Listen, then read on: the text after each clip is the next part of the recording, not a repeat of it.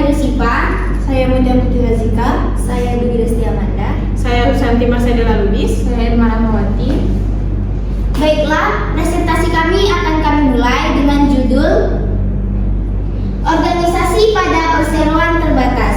3. Baiklah, yang pertama ada dasar hukum perseroan terbatas, di mana Badan Usaha Perseroan Terbatas diatur dalam Undang-Undang Nomor 40 Tahun 2007 tentang Perseroan Terbatas atau UU PT, yang secara efektif berlaku sejak tanggal 16 Agustus 2007. Undang-Undang Perseroan Terbatas mengatur mengenai bagaimana perseroan didirikan, tujuan perseroan, organ-organ yang ada dalam perseroan, kewenangan dan tanggung jawab pemegang saham, direksi dan komisaris, anggaran dasar dan hal-hal mengenai hubungan perseroan dengan pihak ketiga secara general.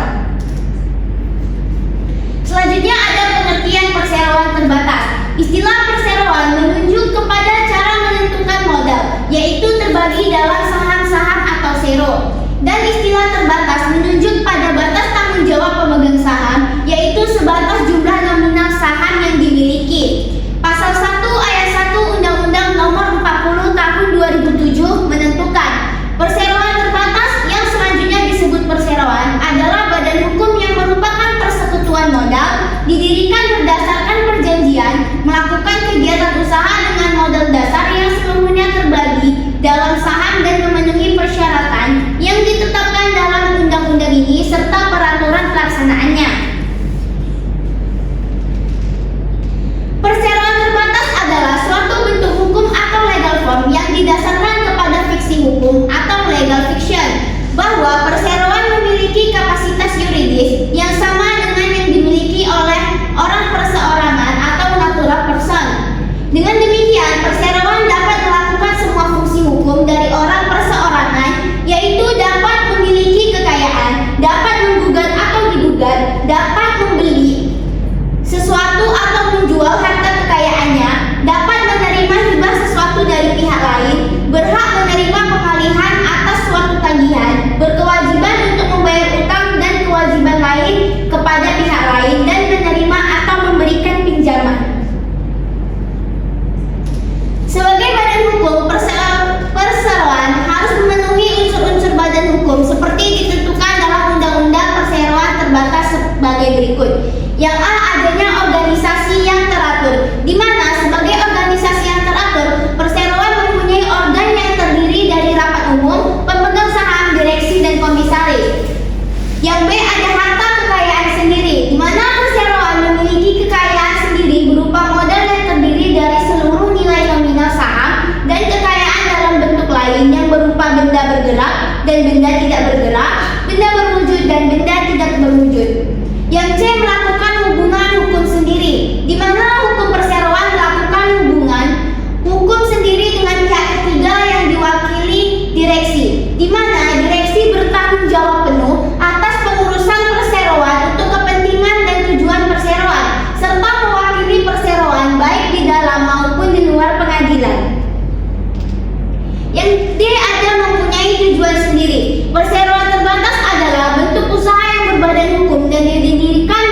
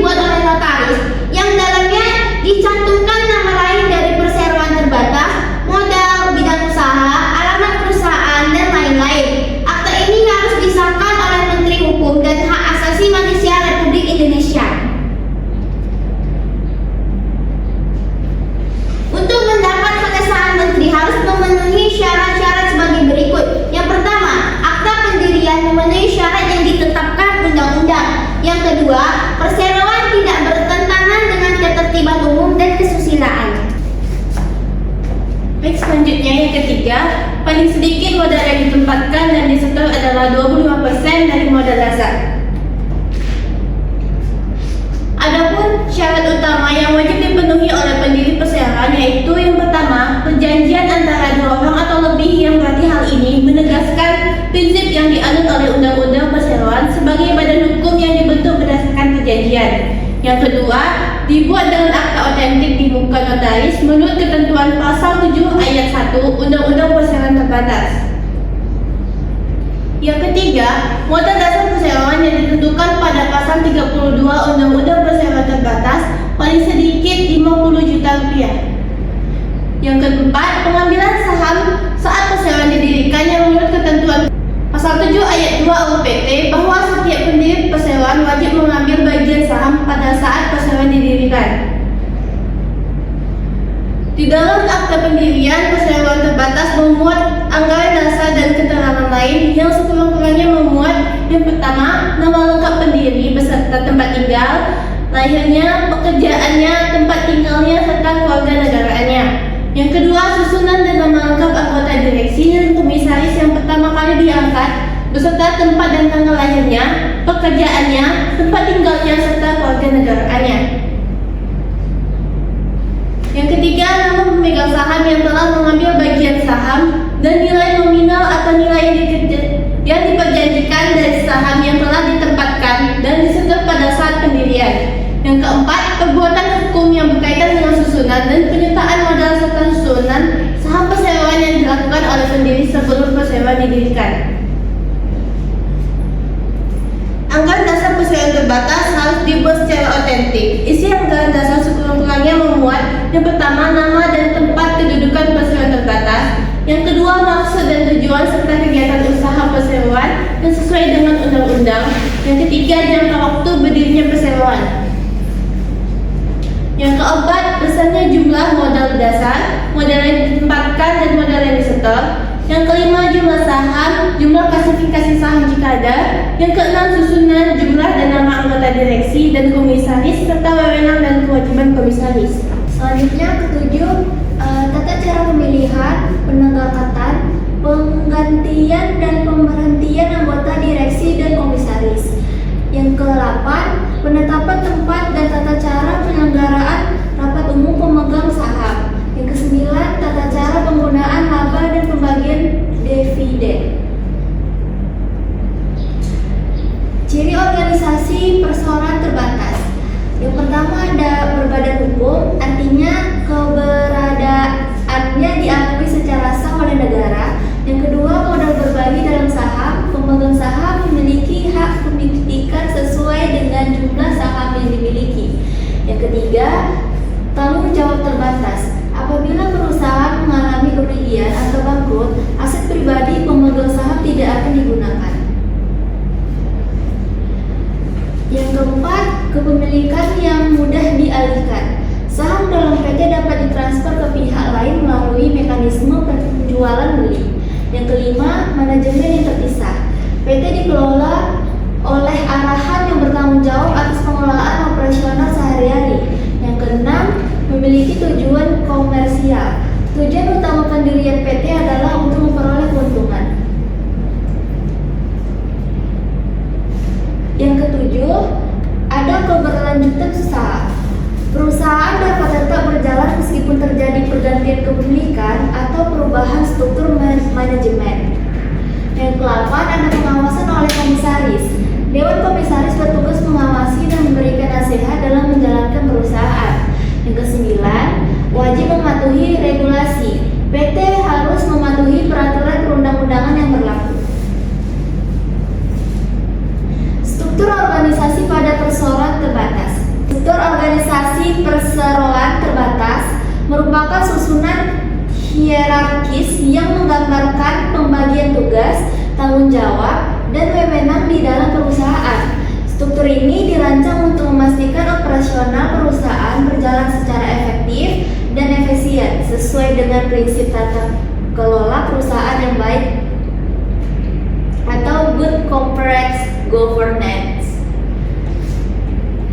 Komponen utama struktur organisasi perseroan terbatas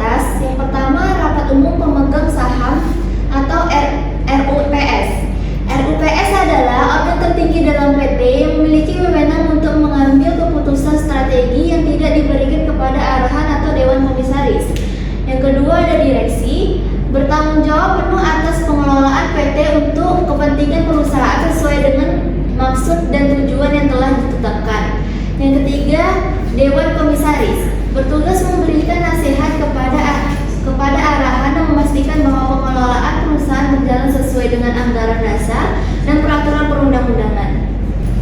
Baiklah, selanjutnya ada komponen utama.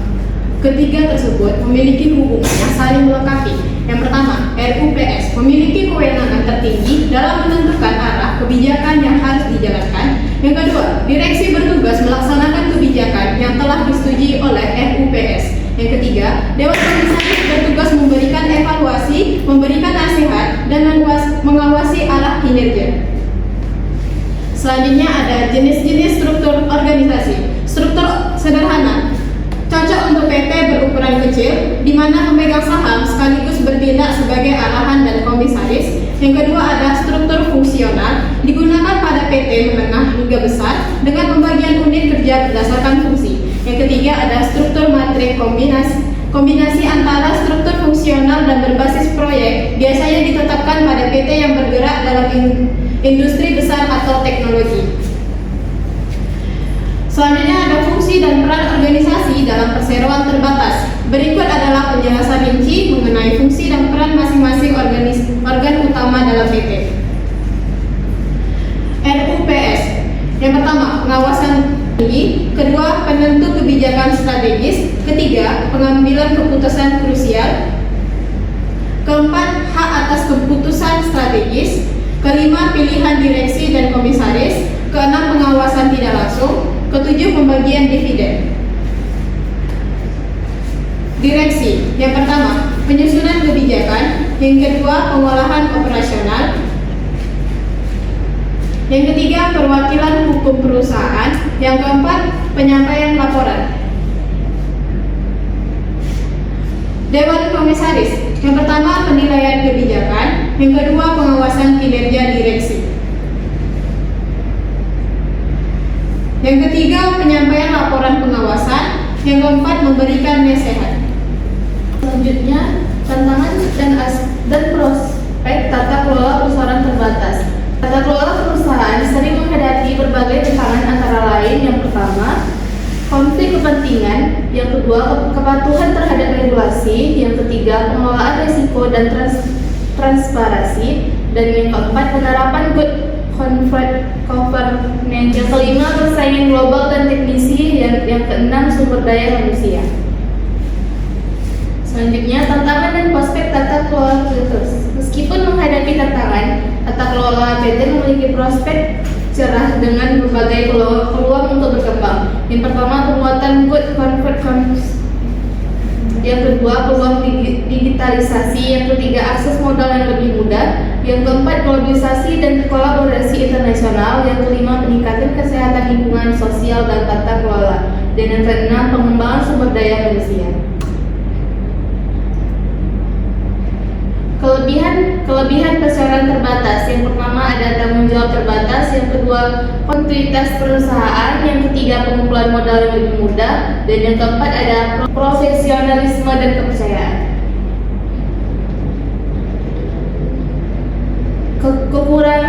Kekurangan perseroan terbatas. Yang pertama ada perseroan pendirian. Yang kedua ada ketentuan modal. Dan yang ketiga ada pengembangan pajak. Selanjutnya adalah yang keempat, pembubaran tidak mudah dilakukan. Yang kelima, terikat berbagai aturan. Akhir pula presentasi kami yang kami bawakan. Terima kasih kepada Ibu dosen Cik Masnah Hijriah SSMSI selaku dosen pengampu pada mata kuliah teori organisasi bisnis. Jika ada kesalahan kami mohon dimaklumi. Kami akhiri dengan